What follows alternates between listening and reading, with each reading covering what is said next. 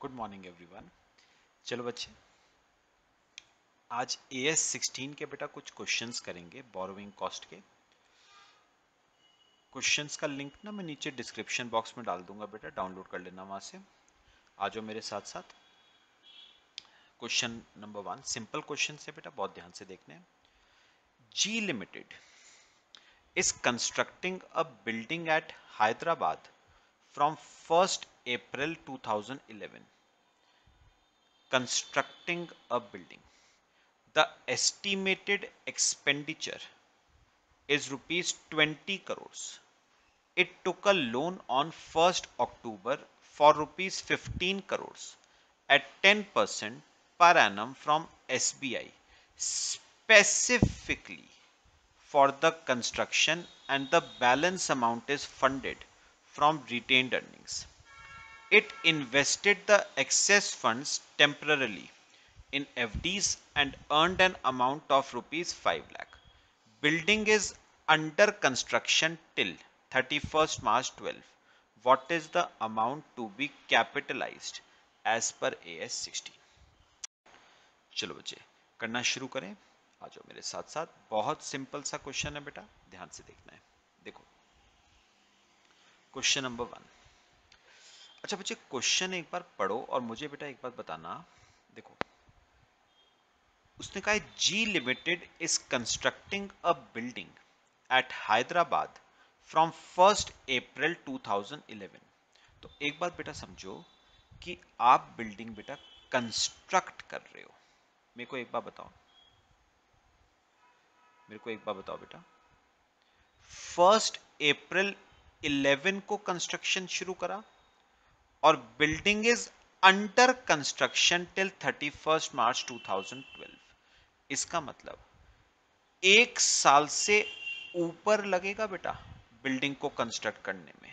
इसका मतलब the asset is taking substantial period of time for getting ready for use और cell. तो इसका मतलब वो बिल्डिंग आपकी बेटा क्वालिफाइंग असेट हो गई। और आपको अच्छी तरह पता है borrowing cost related to a qualifying asset is to be capitalized to the cost of asset। चलो बेटा, और यही आपको निकालना था। हेडिंग लिखो, calculation of amount to be capitalized as per AS 16। Heading लिख लो बेटा, calculation of amount to be capitalized as per AS 16। कितना अमाउंट बेटा कैपिटलाइज होगा ये आपको निकालना है। Calculation of amount to be capitalized as per AS 16। चलो बच्चे थोड़ा थोड़ा बेटा बताओगे मेरे को। सुनो, मेरे को एक बात बताना, आपने बेटा ये लोन कब लिया था? लोन, क्योंकि इंटरेस्ट तो तभी से आएगा ना बेटा जब से लोन लिया। तो एक बार अगर आप पढ़ोगे तो बेटा लोन हमने लिया है 1st October 11 को। 1st October 11 को लोन लिया है और आपको ट्रीटमेंट करना है 11/12 का। तो बेटा एक बार बताओ, बोरोइंग कॉस्ट कब से कब तक की आएगी? 1st October 11 को लोन लिया है up to the end of financial year, that is 31st March 2012। तो आपकी बोरोइंग कॉस्ट आएगी, कितने रुपए का लोन है? 15 करोड़ रुपए का लोन है। उस पे 10% का रेट ऑफ इंटरेस्ट है, ठीक है। और कितने मंथ्स का आएगा बेटे? 6 मंथ्स का आएगा ना। 1st October 11 से 31st March 12, 6 मंथ्स का। तो बोरोइंग कॉस्ट आ जाएगी बेटा आपकी, सॉल्व करोगे तो 75 लाख की बोरोइंग कॉस्ट आ जाएगी बच्चे। 75 लाख की क्या आ जाएगी? Borrowing cost. बेटा इसमें ना एक छोटी सी बात और है, अगर आप क्वेश्चन पढ़ोगे ना तो उसमें लिखा हुआ है it invested the excess funds temporarily in fixed deposits and earned an amount of 5 lakh. पता है आपने बेटा क्या करा, आपने बैंक से लोन लिया, ठीक है, जो पैसा कंस्ट्रक्शन पे लग सकता था वो आपने लगा दिया। कुछ फंड्स आपके पास आइडियल पड़े हुए थे, आइडल फंड्स पड़े हुए थे, मतलब वो किसी काम के नहीं थे फिलहाल, ठीक है। तो आपने क्या करा, फॉर द टाइम बीइंग वो आइडल फंड्स आपने इन्वेस्ट कर दिए एफडी में, जहां से आपको इंटरेस्ट मिला है 5 लाख रुपए का। बेटा ये जो इंटरेस्ट आपको मिला है ना, इसे बच्चे कैपिटल रिसिप्ट माना जाता है, और ये बेटा आपकी बोरोइंग कॉस्ट को रिड्यूस कर देता है। इंटरेस्ट ऑन इन्वेस्टमेंट्स 5 लाख, इसे माना जाएगा कैपिटल रिसिप्ट, और ये आपकी बोरोइंग कॉस्ट को रिड्यूस कर देगा। तो कितना अमाउंट बेटा कैपिटलाइज होगा, 70 लाख होगा अमाउंट टू बी कैपिटलाइज्ड, ठीक है। तो ये लिखो, ये आ जाएगा बेटे amount to be capitalized, amount to be capitalized as per AS 16। ये आ जाएगा बच्चे amount to be capitalized as per AS 16। लो बेटा कॉपी कर लो इसे। ये आपका क्वेश्चन नंबर 1 हो गया बेटा, सिंपल सा क्वेश्चन था।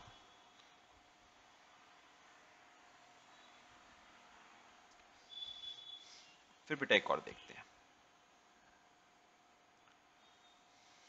करें क्वेश्चन नंबर 2। आ जाओ बेटा क्वेश्चन नंबर 2 पे आ जाओ। देखो, on 20th April S Limited obtained a loan from bank for 50 lakh to be utilized as under construction of shed के लिए started on 1st April 11 20 lakh, purchase of machinery के लिए 15 लाख रुपए, वर्किंग कैपिटल के लिए 10 लाख रुपए, advance for purchase of truck 5 lakh रुपए। ध्यान से बेटा, in March 2012 construction of shed was completed and machinery installed. Truck was not delivered by the supplier. Total interest charged by the bank for the year ending 31st March 2012 was 9 lakh. Show the treatment of interest as per AS 9। चलो अब मेरी बात बेटा ध्यान से सुनिए। मुझे ना एक बात बताओ बेटा, आपने बैंक से कितने रुपए का लोन लिया था, 50 लाख का। अब ये 50 लाख का लोन आपने कैसे कैसे यूटिलाइज करा है वो देखो बेटा। 50 में से 20 लाख रुपए बेटा आपने यूटिलाइज करे हैं शेड के कंस्ट्रक्शन के लिए, कंस्ट्रक्शन के लिए। ध्यान से बेटा ये बताओ कि ये काम शुरू कब हुआ था बेटा, शेड का कंस्ट्रक्शन 1st April 11 को, और नीचे पढ़ो March 12 को construction of shed was completed. मेरे को एक बात बताओ, काम शुरू हुआ था 1st April 11 को और March 12 में कंप्लीट हो गया, तो इसका मतलब शेड के कंस्ट्रक्शन के लिए 12 मंथ से कम लगे, है ना। 1st April 11 को शुरू हुआ और मार्च में कंप्लीट हो गया था, मतलब 1 साल से कम लगा। इसका मतलब शेड के कंस्ट्रक्शन में सब्सटैंशियल पीरियड ऑफ टाइम नहीं लगा। लेकिन मैं आपसे एक बात छोटी सी बेटा डिस्कस करूं, मैंने कहा था सब्सटैंशियल पीरियड को जनरली बेटा 12 मंथ्स माना जाता है, but it will depend on facts and circumstances of case. मुझे एक बात बताओ, बिल्डिंग के लिए 12 महीने से ज्यादा क्या होगा सब्सटैंशियल पीरियड ऑफ टाइम। एक बात बताओ बेटा, शेड के कंस्ट्रक्शन में यहां पर बताओ 1st April 11 को शुरू हुआ, मार्च 12 में कंप्लीट हुआ, मतलब लगभग 11 महीने के आसपास लगे हैं, 11 साढ़े 11 महीने शेड को कंप्लीट करने में। बेटा 11 साढ़े 11 महीने शेड के लिए, बिल्डिंग के लिए नहीं, शेड के लिए बेटा सब्सटैंशियल पीरियड ऑफ टाइम है। क्योंकि शेड में बेटा 11 साढ़े 11 महीने नहीं लगते, शेड बनाने में तो मुश्किल से 1 महीना लगना चाहिए बेटा। 11 साढ़े 11 महीने लग रहे हैं, मतलब शेड के कंप्लीशन में, शेड के कंस्ट्रक्शन में सब्सटैंशियल पीरियड ऑफ टाइम लगा है। हाँ, बिल्डिंग अगर कंप्लीट हो जाती 11 साढ़े 11 महीने में तो मैं कह सकता था बिल्डिंग के कंप्लीशन में, बिल्डिंग के कंस्ट्रक्शन में सब्सटैंशियल पीरियड ऑफ टाइम नहीं लगा। लेकिन शेड के लिए बेटा, शेड के लिए 11 साढ़े 11 महीने सब्सटैंशियल पीरियड ऑफ टाइम माना जाएगा। तो बताओगे बेटा कंस्ट्रक्शन ऑफ शेड आपका क्या बन जाता है बेटा? Qualifying asset. क्यों? सब्सटैंशियल पीरियड ऑफ टाइम लग रहा है बेटा। अच्छा, मशीनरी परचेज, याद करो मैंने क्या कहा था, परचेज के लिए अगर लोन लोगे तो मतलब नॉन क्वालिफाइंग असेट है। वर्किंग कैपिटल के लिए नॉन क्वालिफाइंग असेट है। ट्रक परचेज करने के लिए नॉन क्वालिफाइंग असेट है। इसका मतलब सुनो सुनो, इसका मतलब 50 लाख में से 20 लाख रुपए तो लगे हैं क्वालिफाइंग पे, और 15 लाख रुपए प्लस 10 लाख रुपए प्लस 5 लाख रुपए। बेटा करो टोटल, 15 प्लस 10 प्लस 5, 30 लाख रुपए बेटा किस पे लगे हैं? नॉन क्वालिफाइंग पे। 30 लाख रुपए लगे हैं नॉन क्वालिफाइंग पे। तो बेटा एक बात मुझे क्लियर हुई, कल अगर आपको क्लास के लास्ट में याद हो तो मैंने बताया था दो तरह की बोरोविंग्स होती हैं बेटा, स्पेसिफिक और जनरल। बताओगे बेटा ये 50 लाख की बोरोविंग्स कौन सी हैं, स्पेसिफिक हैं या जनरल? ये बेटा जनरल हैं। क्यों? क्योंकि 50 में से कुछ पैसा क्वालिफाइंग पे लगा है और कुछ पैसा नॉन क्वालिफाइंग पे लगा है। तो 50 पे जो इंटरेस्ट आपने दिया होगा ना, उसको भी दो पार्ट्स में बांटना पड़ेगा बेटा। क्वालिफाइंग का प्रोपोर्शनेट कितना है और नॉन क्वालिफाइंग का प्रोपोर्शनेट इंटरेस्ट कितना है। जो क्वालिफाइंग का प्रोपोर्शनेट इंटरेस्ट है वो तो कैपिटलाइज होगा, और जो नॉन क्वालिफाइंग का प्रोपोर्शनेट इंटरेस्ट है that will be charge to profit and loss account. चलो बच्चे मैं आपको करके बताता हूं करना कैसे है। ये देखो, स्टेटमेंट बनाना बेटा, statement showing borrowing cost. Heading लिखो statement showing borrowing cost.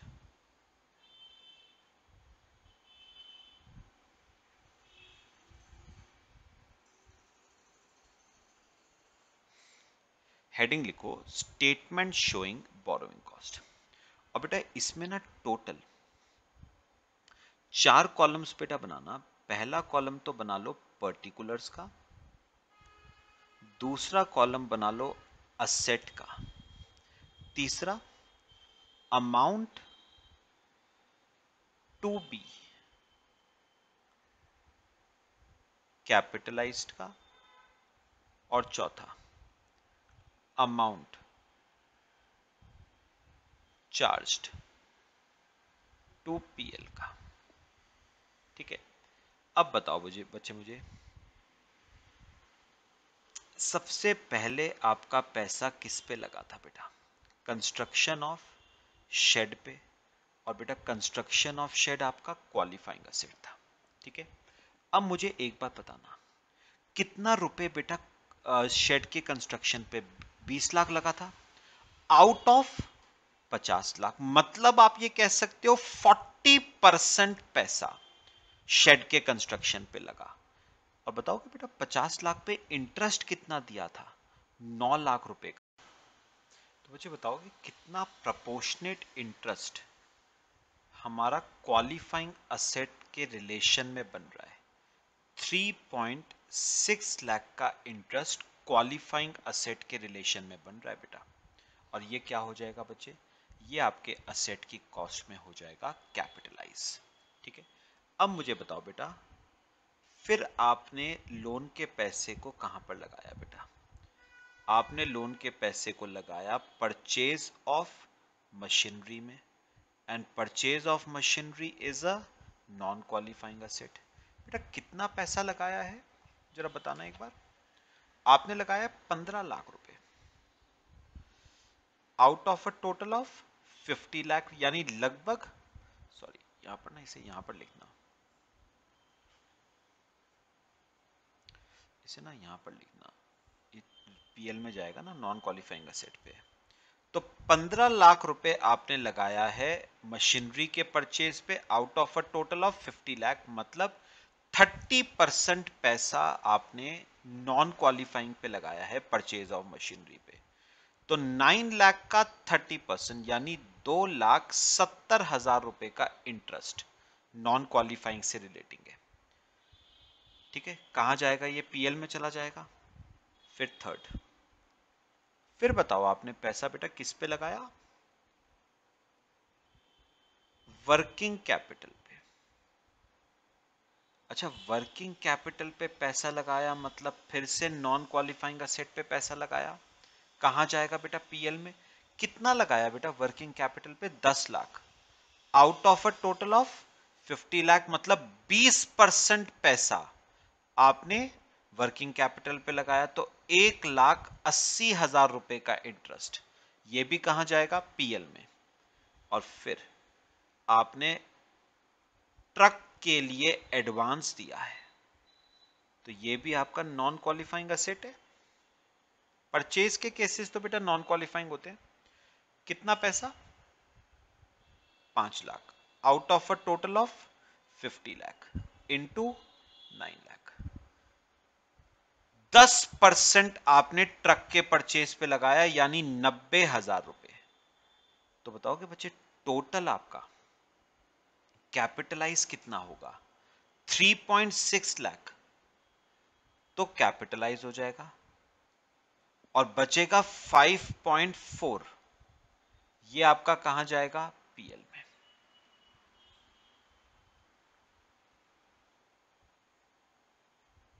$5.4 lakh आपका जाएगा पीएल में। बताओ बच्चे समझ आया सबको? लो बेटा कॉपी कर लो इसे।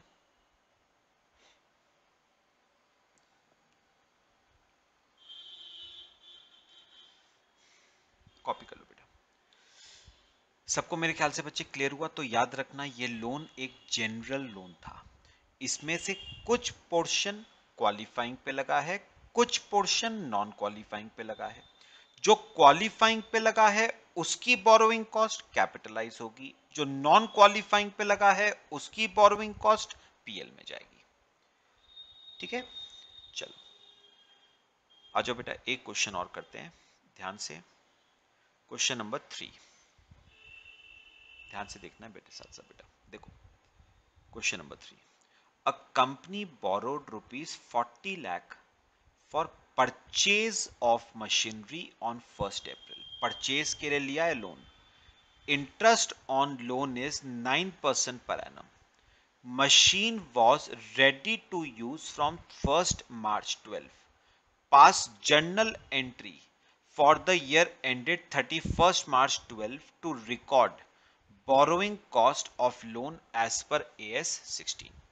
अब बेटा मेरी बात जरा सब सुनना, मुझे ना ध्यान से बेटा, मुझे एक बार बताओ बेटा, आपने लोन किस चीज के लिए ले लिया है? मशीनरी परचेज करने के लिए, मतलब नॉन क्वालिफाइंग असेट के लिए लोन लिया है। अच्छा, कौन सी डेट को मशीनरी खरीदी? 1 अप्रैल।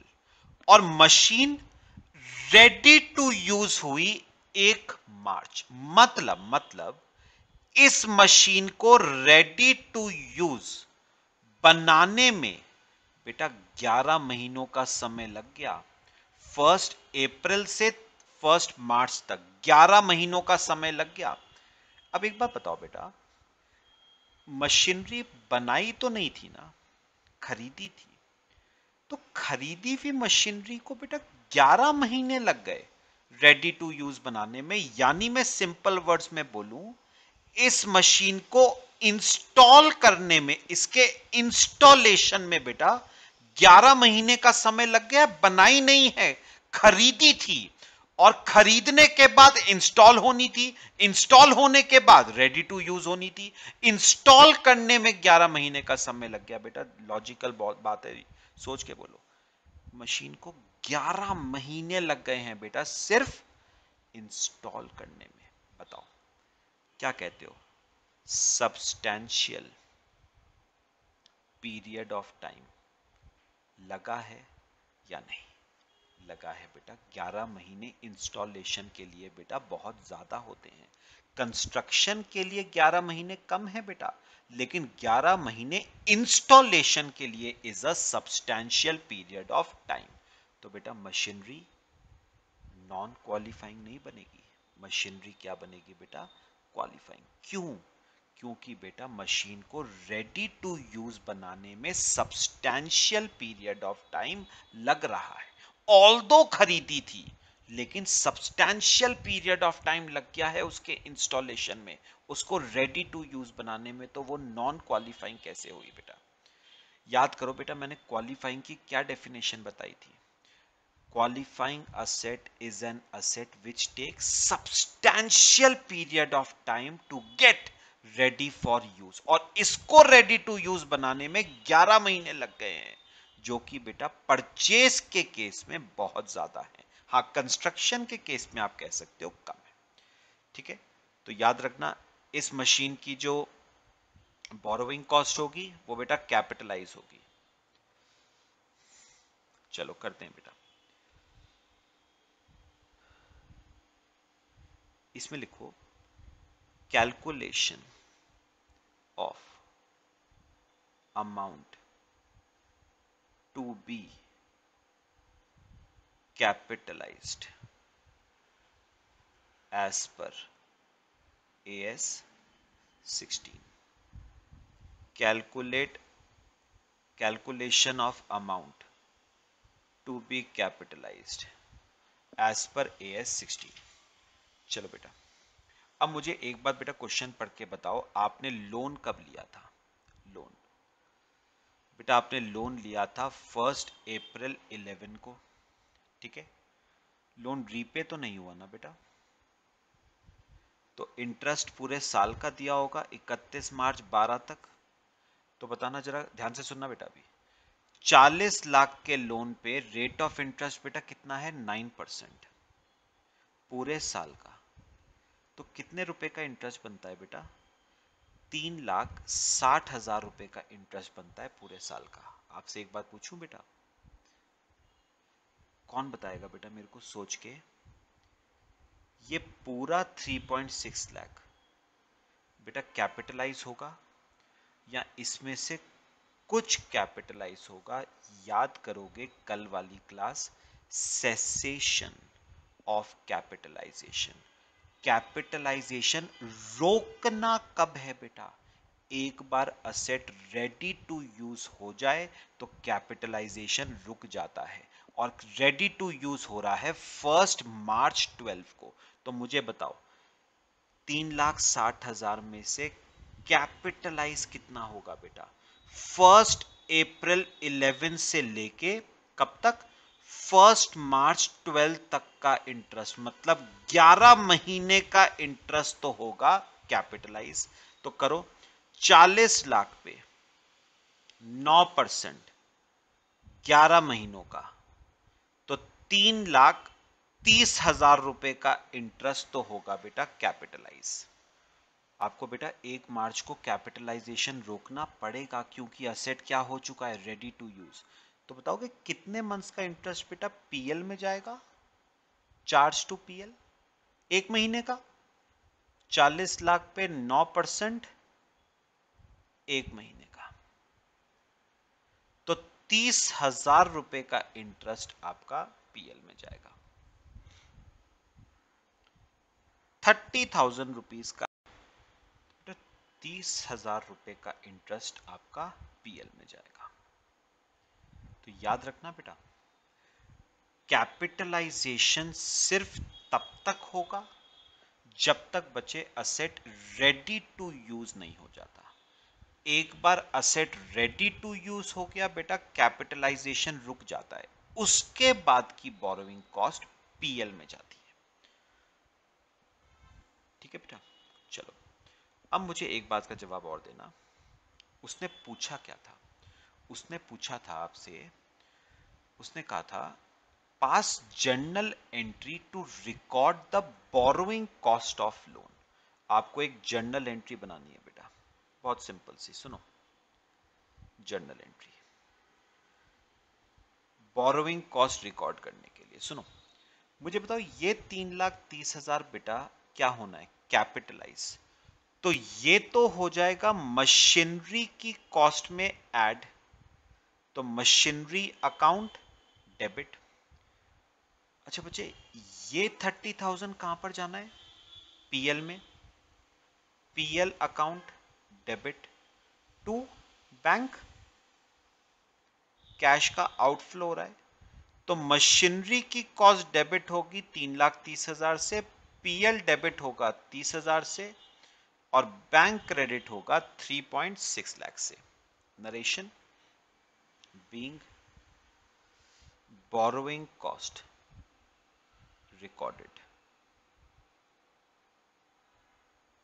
इन books, being borrowing cost recorded in books, ये एंट्री होगी बेटा 31 मार्च 2012 को। लो बच्चे, बेटा कॉपी कर लो,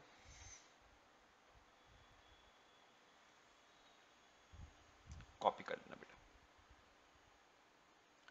फिर हम एक अगला क्वेश्चन देखते हैं।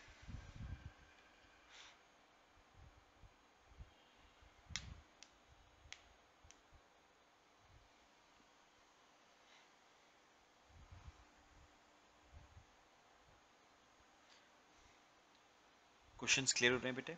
आ जाओ, एक और क्वेश्चन करते हैं बेटा।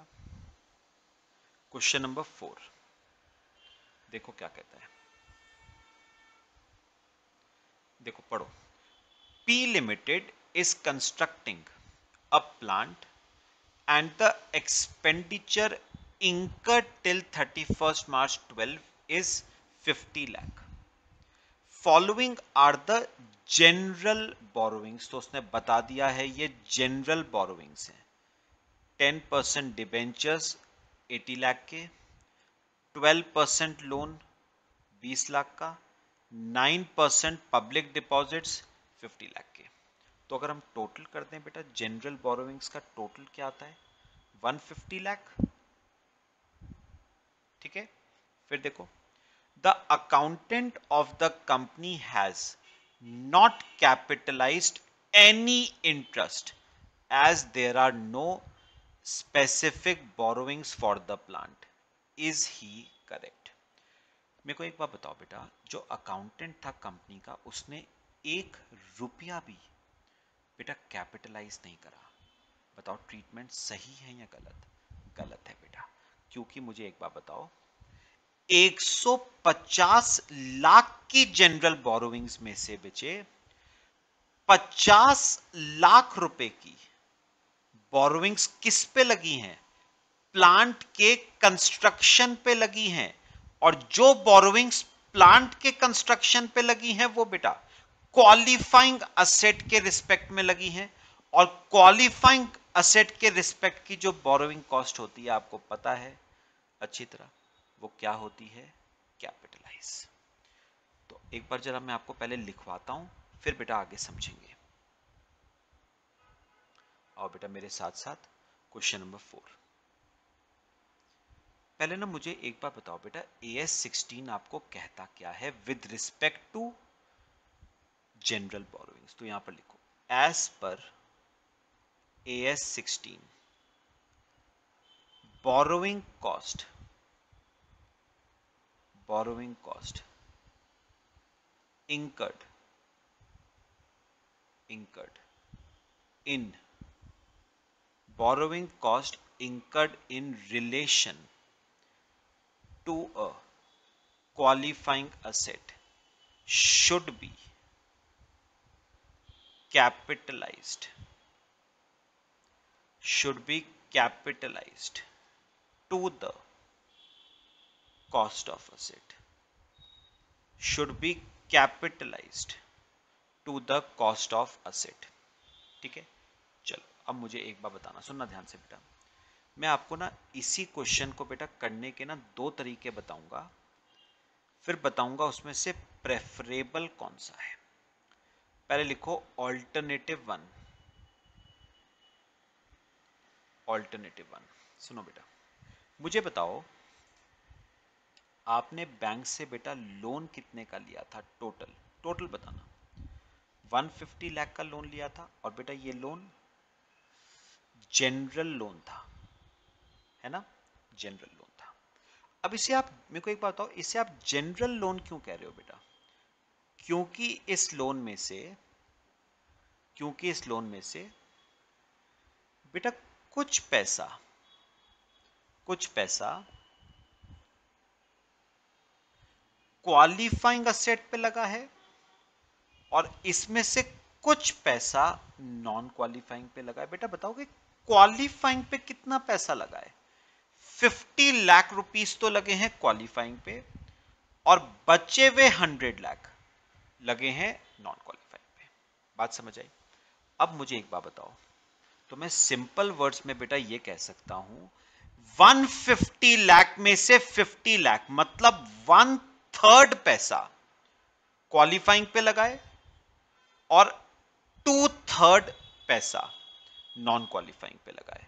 ठीक है, तो इसका मतलब टोटल बोरोइंग कॉस्ट का 1/3 relates to qualifying asset, and total borrowing cost का 2/3 relates to non qualifying asset. तो पहले वर्किंग नोट बनाओ, total borrowing cost, working note, calculation of borrowing cost. बेटा कितने तरह के लोन हैं? कितने तरह के लोन है बेटा बताना। सबसे पहले है 10% डिबेंचर्स, 10% डिबेंचर्स। इस पे बताओ कि बेटा बोरोइंग कॉस्ट कितनी आती है? 80 लाख के डिबेंचर्स थे, उस पे 10% बेटा इंटरेस्ट आता है 8 लाख। फिर है 12% का बैंक लोन, 12% का बैंक लोन कितने रुपए का है बेटा? 20 लाख का। इस पे आता है 12% यानी 2,40,000 रुपए का इंटरेस्ट।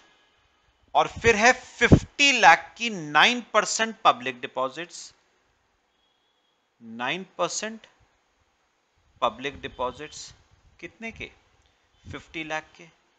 इस पे 9%, 4.5 लाख रुपए का ये इंटरेस्ट आ गया। तो एडअप कर दें बेटा तो आ जाता है 14.9 लाख का इंटरेस्ट। कॉपी करो बेटा,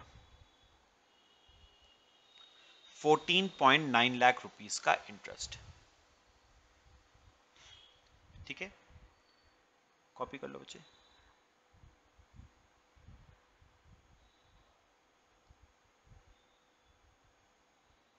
अब मुझे एक बात बताना, हो गया ये सबका? अब मुझे एक बात बताओ, 14.9 लाख का इंटरेस्ट टोटल लोन पे है, जिसका 1/3 यूज हुआ था फॉर अ क्वालिफाइंग असेट। तो अगर मैं 14.9 लाख का, 14,90,000 का 1/3 करूं, यह आता है 4.97। तो इसका मतलब बेटा 4.97 लाख का इंटरेस्ट क्वालिफाइंग असेट का है, और 14.9 का 2/3 9.93, 14.9 लाख का 2/3 रुपीस 9.93 नॉन क्वालिफाइंग का है। ठीक है बेटा, तो बताओ कि जो क्वालिफाइंग का है वो तो बेटा क्या हो जाएगा? वो तो हो जाएगा कैपिटलाइज, और जो नॉन क्वालिफाइंग का है that will be charge to profit and loss account. वो चला जाएगा पीएल में। लो बेटा, मुझे बताओ ट्रीटमेंट क्लियर हुआ? ऑल्टरनेटिव 1 में तो कुछ नहीं करा है, बट बस बेटा प्रपोर्शन में बांटा है इंटरेस्ट को। अब ऑल्टरनेटिव 2 देखना, फिर प्रेफरेबल कौन सा है वो बताऊंगा आपको। हो गया सबका? चलो अब आ जाओ बेटा ऑल्टरनेटिव 2। अब इसी क्वेश्चन को ऑल्टरनेटिव 2 से करेंगे। ऑल्टरनेटिव 2, पहले मुझे एक बार बताओ बेटा फिर से, जनरल लोन कितने रुपए का था? 150 लाख का जनरल लोन था। इसमें से कुछ अमाउंट यूटिलाइज हुआ था फॉर अ क्वालिफाइंग असेट और कुछ अमाउंट यूटिलाइज हुआ था for a non qualifying asset. 50 लाख यूटिलाइज हुआ फॉर अ क्वालिफाइंग असेट और 100 लाख यूटिलाइज हुआ for a non qualifying asset. मतलब 1/3 क्वालिफाइंग के लिए यूटिलाइज हुआ और 2/3 नॉन क्वालिफाइंग के लिए।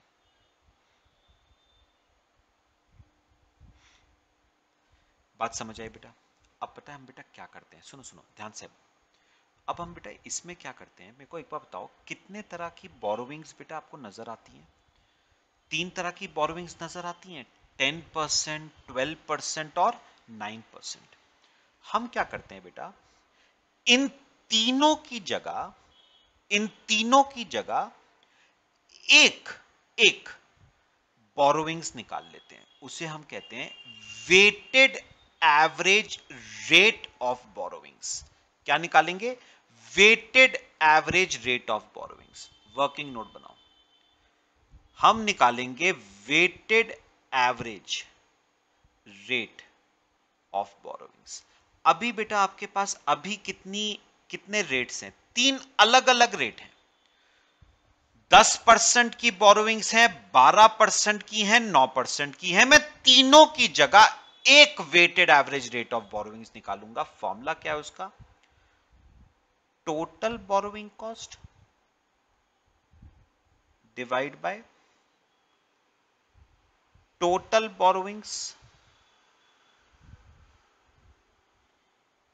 इनटू 100। तो मुझे बताओगे बेटा अपने आप, ऊपर देखो, आपने टोटल बोरोविंग कॉस्ट निकाली थी, ये देखो 14.9 लाख, 14.9 लाख। अच्छा, टोटल बोरोविंग्स कितनी है? 150 लाख इंटू 100। तो ये आ जाएगा weighted average rate of borrowings 9.933। तो 9.933% आ गया weighted average rate of borrowings. तो बेटा अब सुनो, अब आप ये मत बोलना कि मेरे पास 12% की बोरोविंग्स हैं 80 लाख की, 10% की बोरोविंग्स हैं 80 लाख की, 12% की बोरोविंग्स हैं 20 लाख की और 9% की बोरोविंग्स हैं 50 लाख की। ये मत बोलना। अब आप ये बोलना मेरे पास 9.933% की बोरोविंग्स हैं 150 लाख की। तो मैंने तीनों बोरोविंग्स की जगह एक weighted average rate of borrowings निकाल दिया। बस अब यहां पर मुझे बताओ 50 लाख पे बेटा कितना परसेंट रेट ऑफ इंटरेस्ट है? 9.933%। तो कर दो 50 लाख पे 9.933%, 4.97 लाख। और सेम यहां पर 100 लाख पे 9.933%,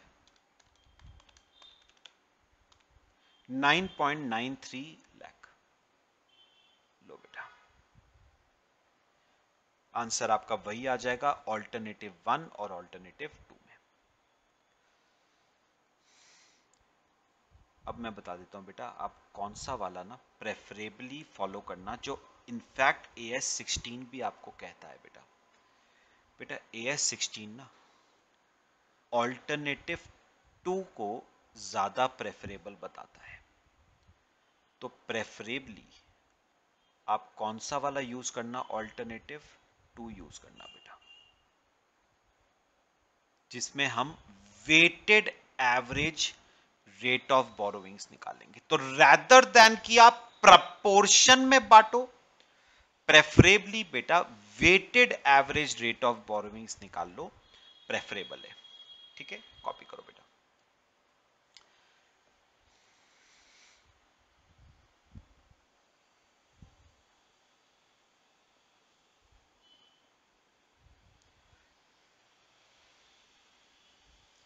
हो गया बच्चे सबका? डिस्ट्रीब्यूशन क्लियर हो रहा है सबको between qualifying and non qualifying? तो बेटा ये जो इंटरेस्ट है ये क्या हो जाएगा बेटा, ये तो हो जाएगा कैपिटलाइज, और ये वाला जो इंटरेस्ट है this will be charge to profit and loss account. उसने यही पूछा था how much interest should be capitalized, तो 4.97 lakh should be capitalized and 9.93 lakh should be charge to profit and loss account. ठीक है बेटा, चलो एक और क्वेश्चन देखते हैं, इंपॉर्टेंट बेटा, फिफ्थ। देखो ध्यान से देखना है बेटा, क्वेश्चन नंबर 5।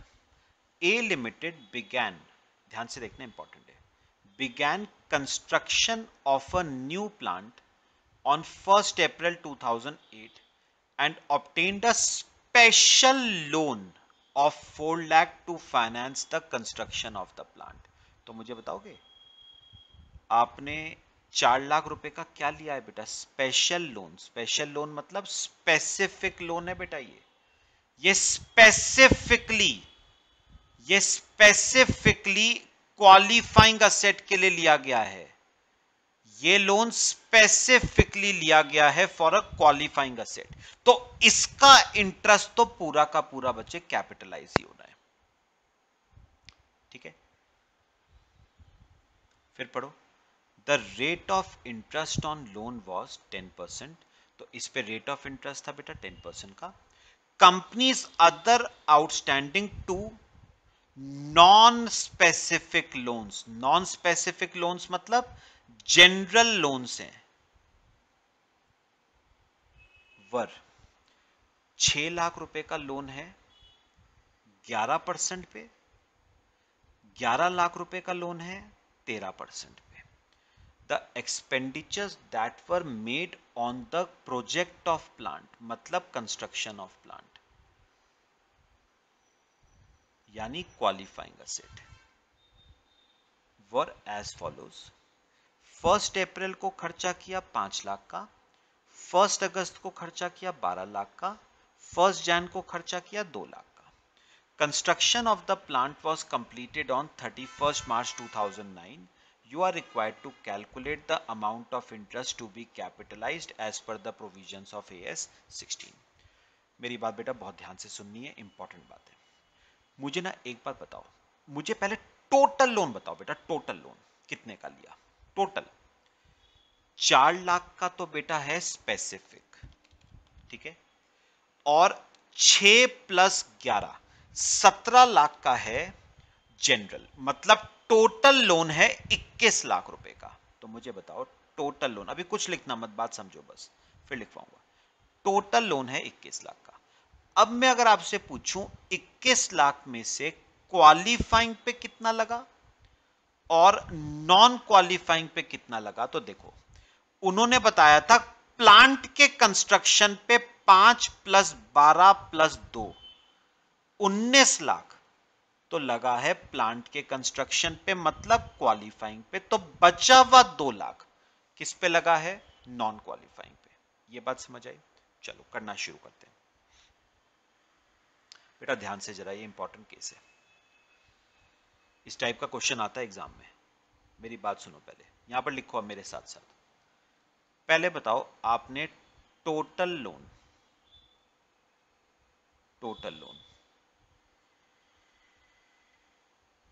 आपने बताओ बेटा टोटल लोन कितने का लिया, 21 लाख का। लिखो यहां पर टोटल लोन हमने लिया है 21 लाख का। बेटा लोन कितने तरह का है, 2 तरह का, ध्यान से। ध्यान से सुनो, इसमें से कुछ लोन तो क्वालिफाइंग पे लगा और कुछ लोन नॉन क्वालिफाइंग पे लगा है ना। अच्छा, हमने अभी ऐड किया था बेटा, प्लांट के कंस्ट्रक्शन पे कितना लगा है, 19 लाख, बाकी नॉन क्वालिफाइंग पे लगा है फिर 2 लाख। बात समझ आई? अभी सुनो बेटा, कॉपी करते रहो मेरे साथ साथ। अब बेटा मुझे एक बात और बताना, ये जो प्लांट के कंस्ट्रक्शन पे 19 लगा है, ये बेटा कब कब लगा है और कितना कितना लगा है, मुझे पढ़ के बताओ बेटा। कब कब लगा है और कितना कितना लगा है बेटा? 19 में से 1 अप्रैल 2008 को तो लगा है 5 लाख रुपए, ठीक है, बात समझ आई। 1 अगस्त 2008 को तो लगा है 12 लाख रुपए,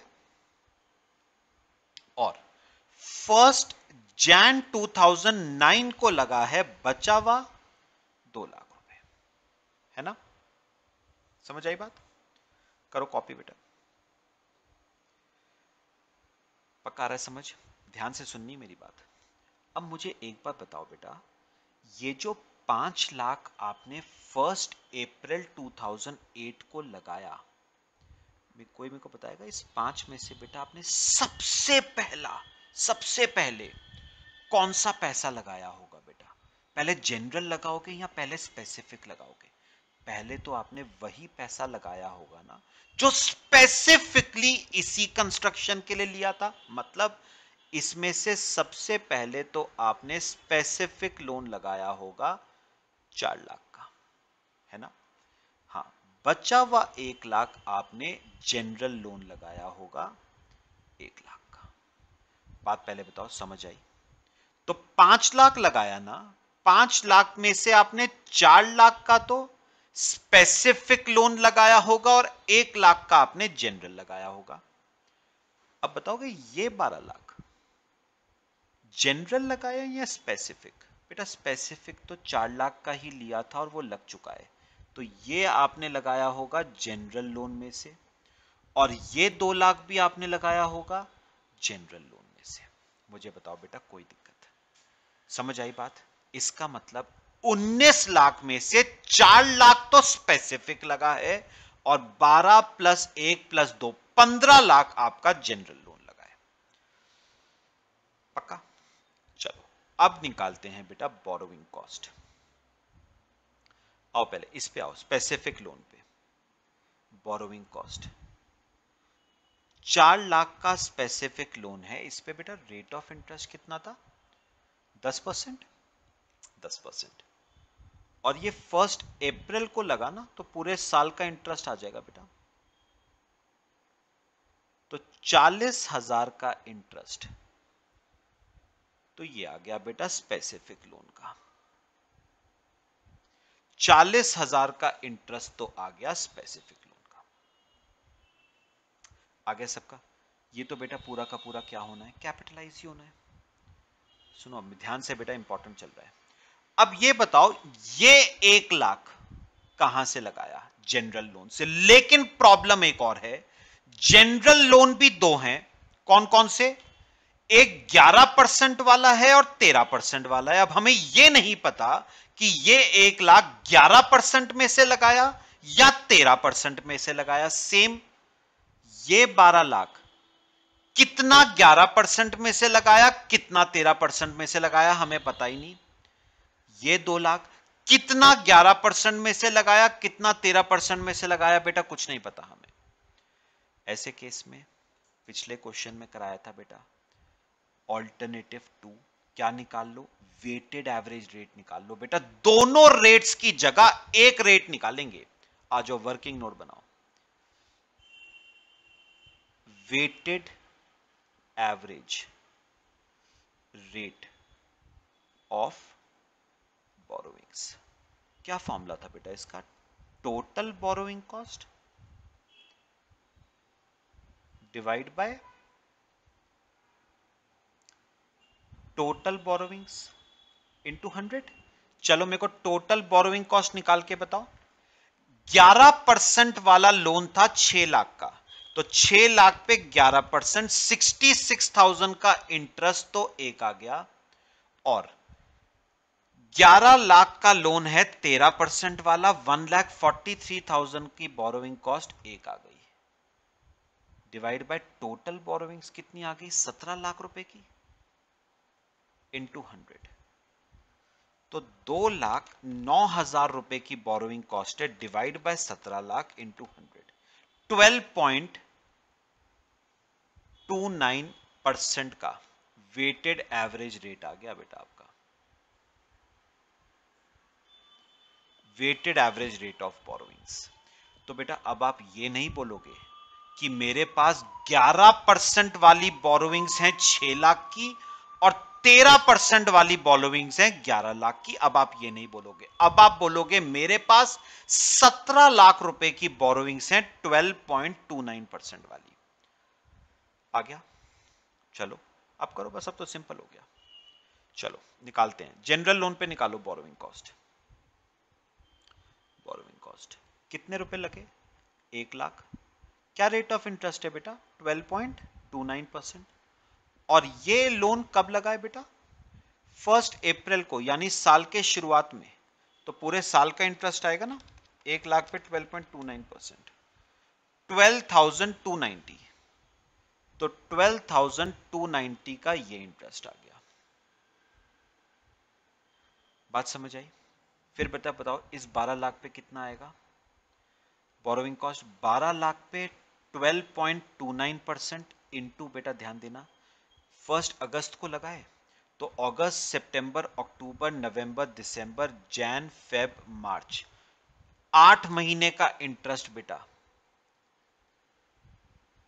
क्वालिफाइंग असेट का आ गया। तो 12 लाख पे 12.29% इंटू 8 डिवाइड बाय 12, 98,320, 98,320। और फिर इस पे निकालो, 2 लाख पे 12.29% इंटू, कब लगाए, 1 मार्च को, तो 3 मंथ्स का इंटरेस्ट इस पे आ गया।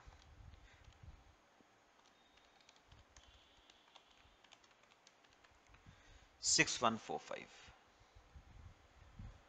लो बेटा, ये आपका आ गया वो borrowing cost which is related to qualifying asset. और एड अप करोगे तो आ जाएगा total amount to be capitalised.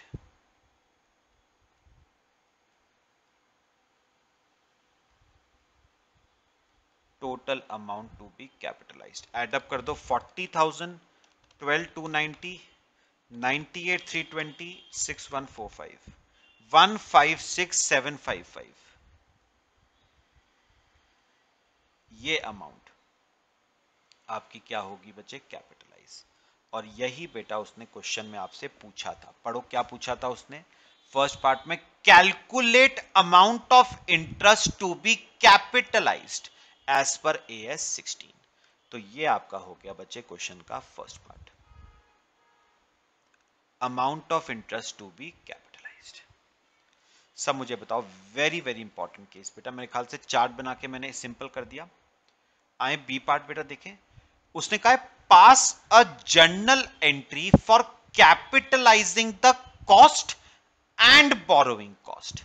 अच्छा अब एक जर्नल एंट्री बनाएंगे बेटा, देखो जर्नल एंट्री। अच्छा मुझे एक बात बताना बेटा, मुझे बताओगे बेटा मशीन पे, सॉरी प्लांट के कंस्ट्रक्शन पे बेटा खर्चा कितना हुआ था, 5 लाख, 12 लाख और 2 लाख, 19 लाख का खर्चा तो प्लांट के कंस्ट्रक्शन पे हुआ था, प्लस प्लस 156 755 की कॉस्ट भी प्लांट की कॉस्ट में ही ऐड होनी है। तो बताओगे ये प्लांट आपको टोटल कितने का पड़ा, प्लांट अकाउंट डेबिट, सुनो ये प्लांट आपको पड़ा टोटल 20,56,755 का। ये कैसे आया बेटा, ये कैसे आया, 19 लाख तो लगे थे प्लांट के कंस्ट्रक्शन पे, प्लस 156,755 का इंटरेस्ट भी कैपिटलाइज ही होगा टू बैंक। 20,56,755 ये आ गई बेटा प्लांट की cost. Being expenditure incurred on plant. लो बेटा, ये आपकी जर्नल एंट्री हो गई प्लांट के कंस्ट्रक्शन की। पक्का? तो प्लांट पे खर्चा आया था 19 लाख का प्लस 156,755 की जो बोरोइंग कॉस्ट थी उसको भी कैपिटलाइज करना था, मतलब वो आपके प्लांट की कॉस्ट में ऐड हो जाएगी। तो ये बेटा ऐड होके आ गई 20,56,755। लो बेटा कॉपी कर लो इसे, ये आपकी जर्नल एंट्री बन गई। बेटा इस क्वेश्चन में ना हमें अमाउंट चार्ज टू पीएल नहीं निकालना था, सिर्फ अमाउंट टू बी कैपिटलाइज निकालनी थी। हो गया बेटा क्वेश्चन? इंपॉर्टेंट क्वेश्चन है बेटा एग्जाम पॉइंट ऑफ व्यू से। सबका हो गया? चलो बच्चे, बाकी बेटा रहा बेटा क्वेश्चन नंबर 6, तो वो मैंने आपको ना कल भी कहा था, परसों वाली क्लास में इनफैक्ट, कि मैं जो ये क्वेश्चन नंबर 6 है ना बेटा, ये अभी नहीं करवा रहा हूं आपको, क्योंकि ये वाला केस हम AS 11 के बाद करेंगे बेटा, ये अभी समझ नहीं आएगा आपको। AS 11 पढ़ेंगे फॉरेन करेंसी का, फॉरेन एक्सचेंज करेंसी का, है ना, डॉलर्स वगैरह का केस है, पहले वो पढ़ेंगे फिर क्वेश्चन नंबर 6 पे आएंगे बच्चे। मेरे ख्याल से बेटा पांचों क्वेश्चन क्लियर हुए बोरोइंग कॉस्ट के। सिंपल एएस है लेकिन इंपॉर्टेंट एएस है बेटा, ठीक है। चलो कल से बच्चे एक न्यू एएस शुरू करेंगे। Till then thank you.